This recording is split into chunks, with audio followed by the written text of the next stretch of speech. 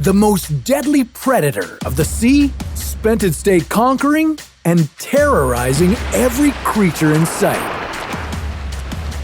This is the Megalodon. It lived millions of years ago, but let's assume this monster shark was alive today. And instead of worrying about other creatures in the sea, this Megalodon is now coming for you. How would the Megalodon hunt you down? How could your size be your best advantage? And how could you survive this attack?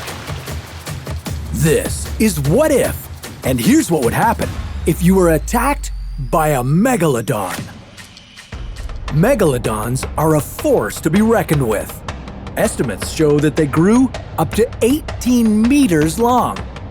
This is 3 times longer than the largest great white shark ever recorded. Not to mention that their jaw could open up to 3.5 meters wide. So, do you think you stand a chance with this beast? Well, let's find out. If you happen to find yourself swimming in the ocean and a Megalodon is lurking about, you might actually be okay. There's a chance that since you're so small compared to its other prey, the Megalodon wouldn't think you're worth eating. They'd instead go for the blue whale or a pack of great white sharks for some real meat. But just because you're a puny human doesn't mean you'd be safe from the Megalodon. After all, the Megalodon was so huge and needed so much energy that it would take any morsel of food it could get. It's estimated that the Megalodon ate nearly 1,200 kilograms of food every day.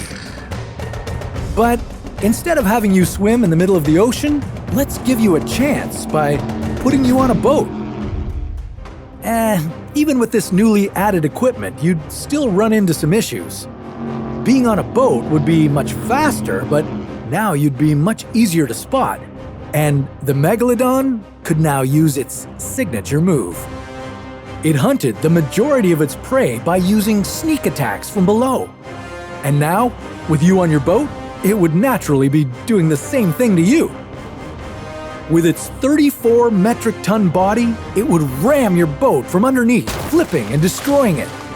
With your boat completely wrecked, you'd be in the water, with the Megalodon now hungry for your blood.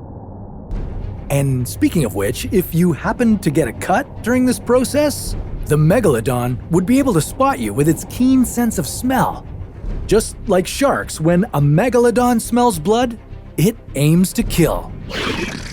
No amount of people, noise, or anything else threatening the Megalodon would be able to stop its thirst for blood. At this point, your best bet would be to remain calm and start swimming to shore or another boat. This is another opportunity where your small size can be used to your advantage.